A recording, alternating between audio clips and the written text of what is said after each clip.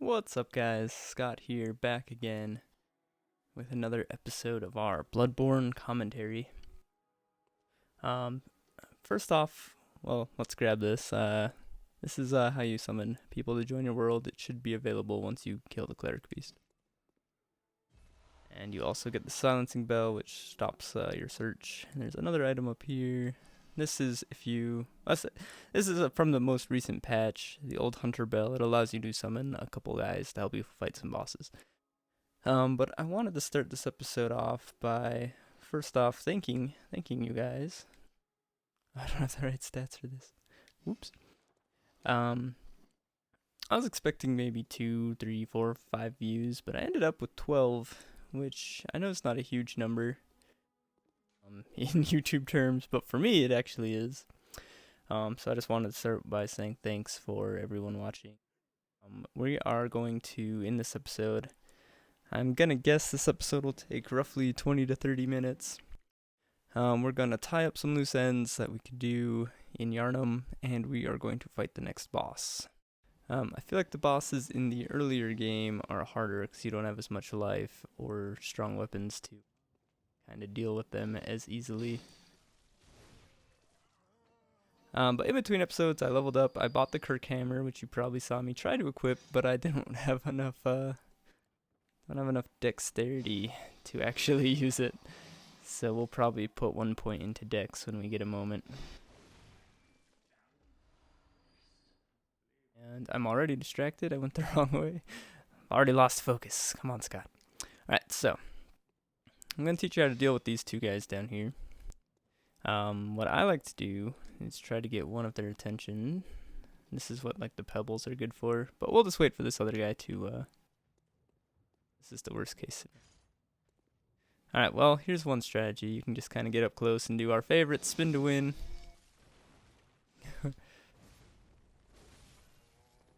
But the ideal strategy, in my opinion, is to one-hand it.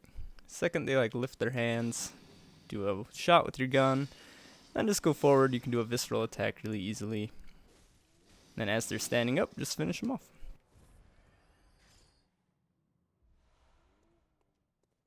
They almost always drop 2 blood vials, so if you're ever low on blood vials and you want to practice at getting good at shooting, this would be where I would suggest to go. Now we can turn... Oh, is that door already? No. You can turn up here and open this door. It brings us back to this area that we started the episode basically in. That's another shortcut that's not really necessary. If you don't want to fight those 2 lumbering giant guys, you can just run through there instead.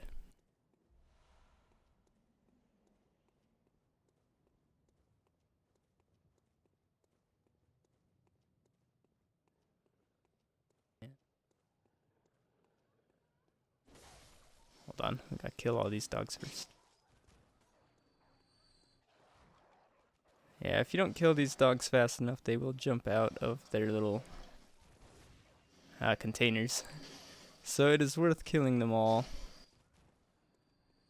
And there should be one more around the corner. Hopefully we can get a jump on it. Oh, that one didn't die. Okay.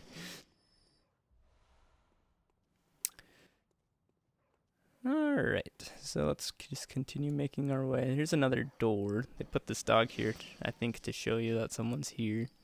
This is actually one that you can deal with later on in the game. She's looking for safe places.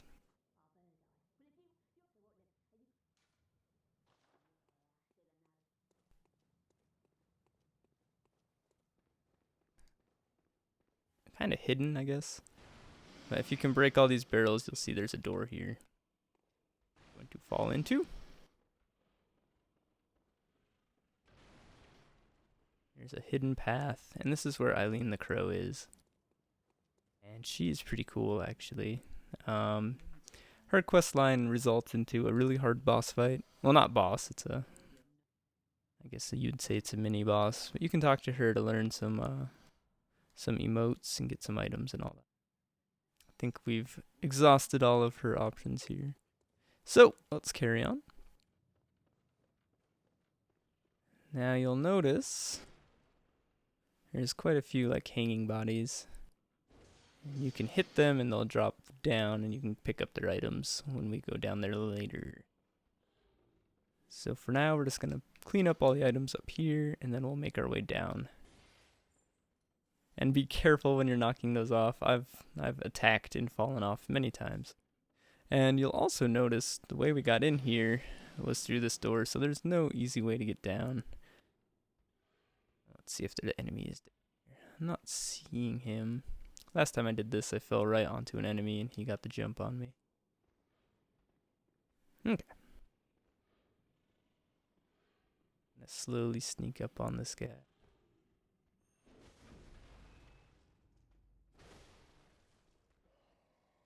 And I honestly don't remember what items are in here. I know there's another weapon you can get, which is similar to the saw cleaver, the starting weapon.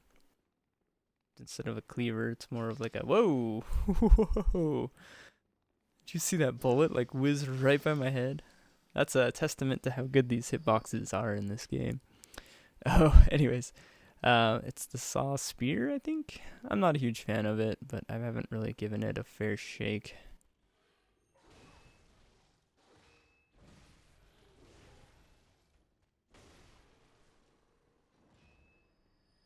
We should heal just to be safe. He dropped an oil urn. Don't really care about that. Now you can make a decision in this room. You can fall on the right side or the left side. If I wasn't doing a video, I would do both. I would recommend if you're following along to do both. I think that one right there is the saw spear. That item where my axe is pointing at. This is kind of a tricky place to route out for a video because there's like 8 different ways to get into this room and out of this room. There's a bunch of guys with guns out here. If I were to give advice, it would just be to just explore everywhere.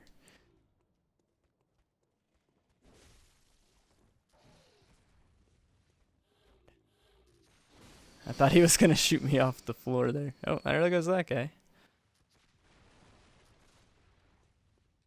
Got both the gunners like right next to each other.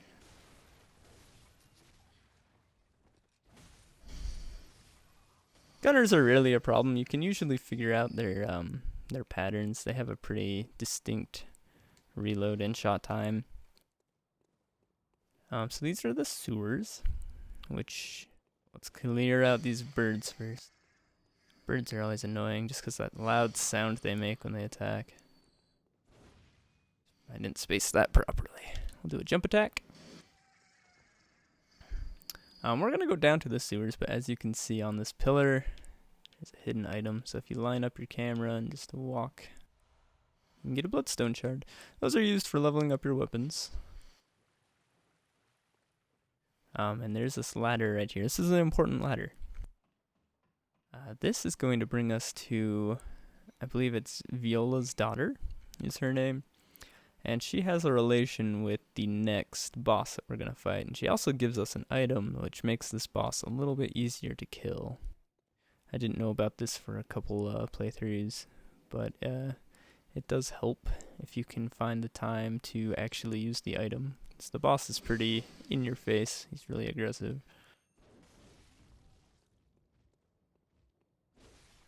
Kill him. Alright, and this will also bring us back to a nice shortcut. So let's just climb the ladder, and as I mentioned before, there's a little red lantern here, so we can talk. So she's asking me to look for her mom. She's all alone. We're gonna find the mother. She wears a red jeweled brooch. And she gave us a tiny music box. So Daddy's memory's not so hot anymore, but apparently this song in this music box jogs his memory, so let's equip that. Now this is a shortcut back to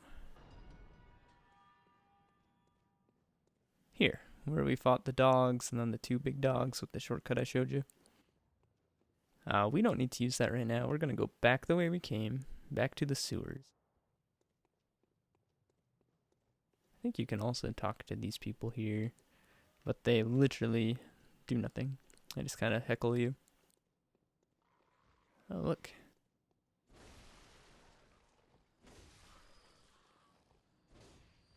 Oh, I missed.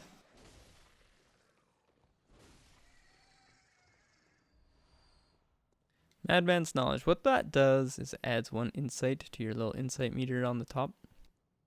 And insight can be used to buy items from a special shop. It also gets consumed every time you summon someone into your world. And I believe if you have, I don't remember the number exactly. If you have a certain number of them, it actually makes some of the enemies harder. They'll have new attacks and all that good stuff. It's a really cool system. I like it better than Humanity from Dark Souls.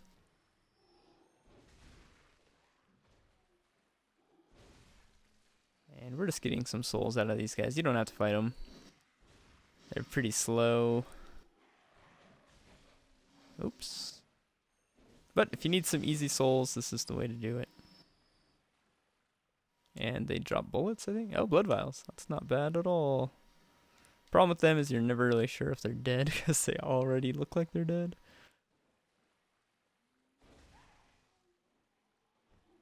And they have really long reach.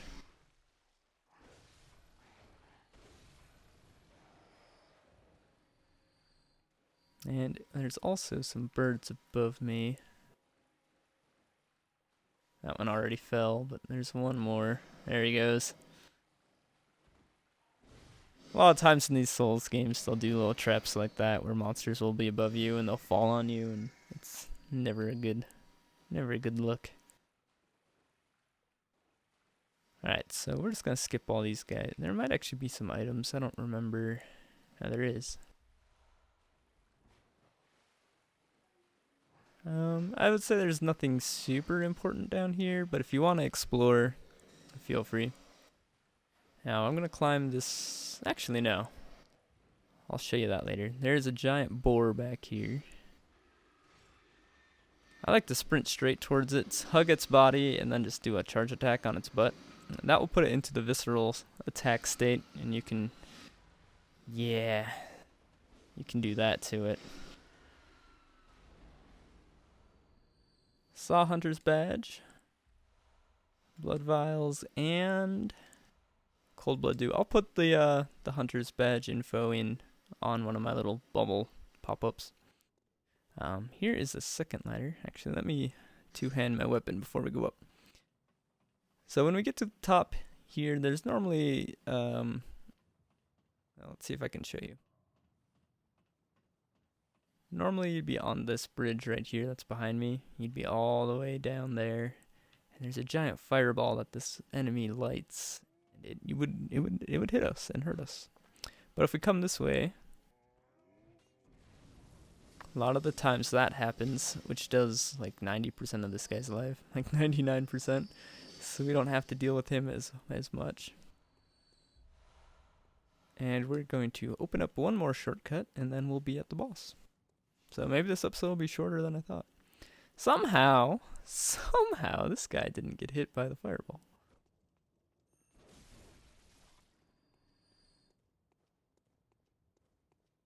And if we go down this ladder, that would bring us directly to that page. So let's open up our shortcut. Oh, right, you just have to stand on this. I don't need to ride the elevator, so I'm just going to trigger it and let it go. Now we have access to that shortcut. That shortcut is, at the very beginning of the episode, we fought those two big hulking guys. I killed one with the gun. If you just keep going straight, you'll run right into that elevator, which will bring you right here.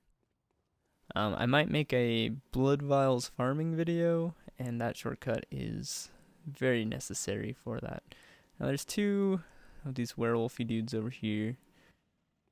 They are kind of hard, but you can completely skip them if you feel like it. I feel like this one with the stick is always more of a problem. As you can see, dash behind him, charge up our weapon, and hopefully, yeah, that'll do the trick. These guys generally drop more blood vials as well.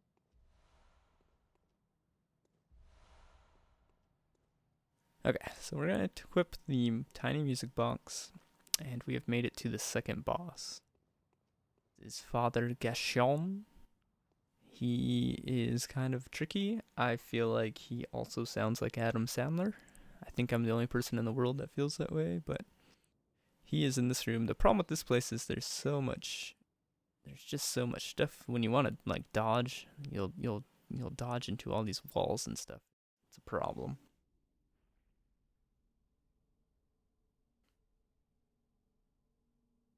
Just hacking away at somebody.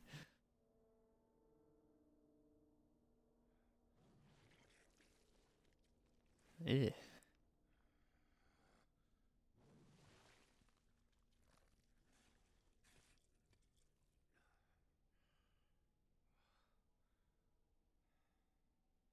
Alright, this is the first,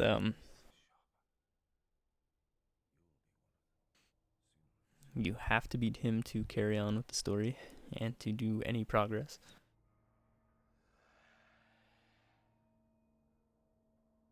And my strategy for him is pretty similar to my strategy for everything else in this game.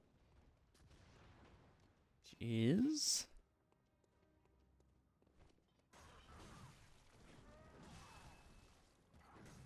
not look good. Okay. Spin to win. Knocks him over. As he's standing up, charge up a second.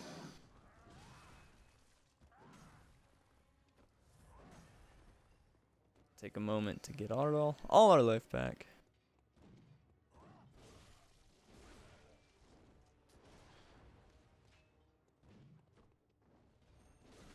Spin to win! So, he wouldn't be too bad if this was the whole fight. Unfortunately, that is not the case.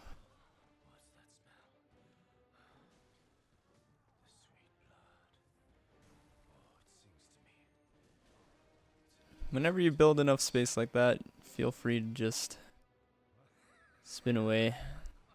He likes to change weapons a lot, which I think is pretty cool. He actually uses a lot of the weapons we have. He doesn't like the spin as much as I do, though. Well, that tree just saved me from getting shot. Also, if you ever feel like it, you can use the tiny music box to stun him. Oh, geez, this is not good.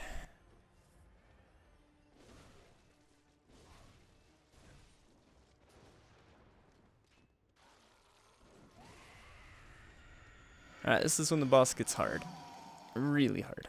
So my strategy usually is to run him up here. I'm gonna play my music box, hopefully. See, you can see it stuns him. I didn't get nearly close enough. Oh no, I'm done. Alright, I'll edit my run back to this boss. Alright, and we're back. Confession time.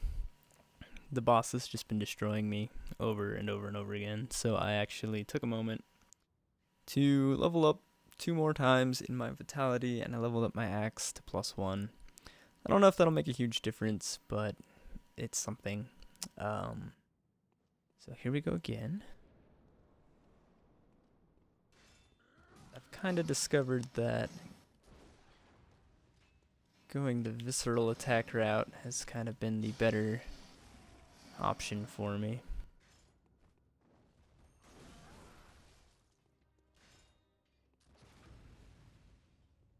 Oh wow, we're doing awesome this time.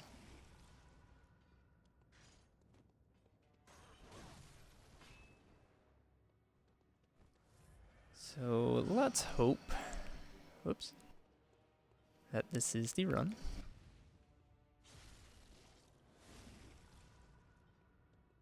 So whenever this guy transforms, that he really gets me.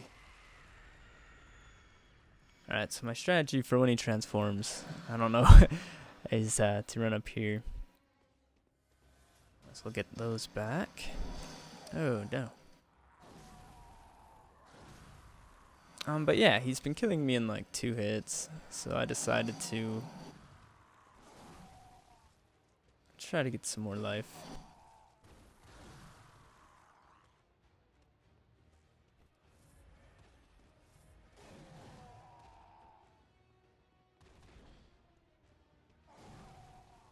All my inputs got eaten right there. I was trying to do a charge attack.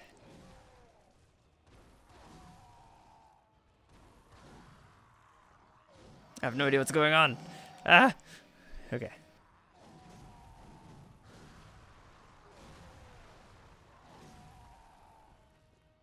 Probably would have died there had he not broken those, Alright, we're gonna use the tiny music box. Hopefully it affects him. There we go.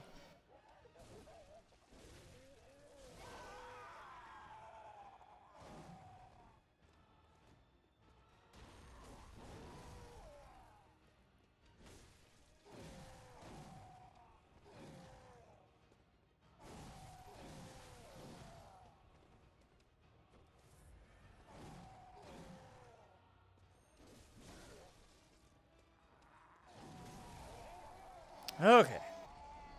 Yeah. Sometimes all it takes is a couple level ups. So he drops the Odeon tomb key. And also we want to go back over here. Well, that tomb key. Man, that's a relief. Ah, man. Okay, so yeah. Sometimes, like I was saying, sometimes all it takes is a couple level ups to make your life a lot easier. So anyways, here's the red Jewel Brooch. That's signifying that this is Viola. So that little girl or boy, I think it's a girl, is not gonna be too pleased that we have found that item.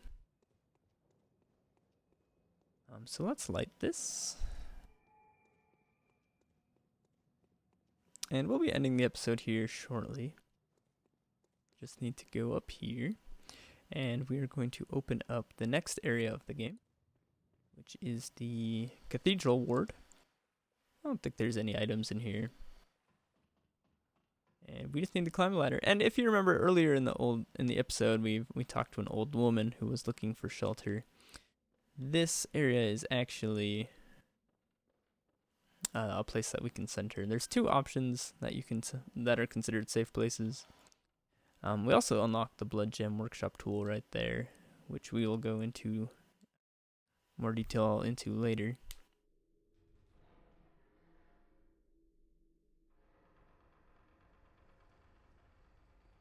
And we're just gonna watch this cutscene play out. There's not much to it.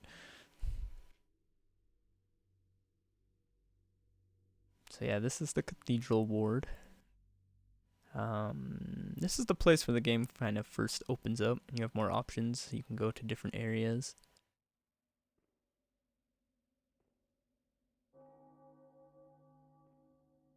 It's a really cool looking area. But behind you is this person who you can talk to.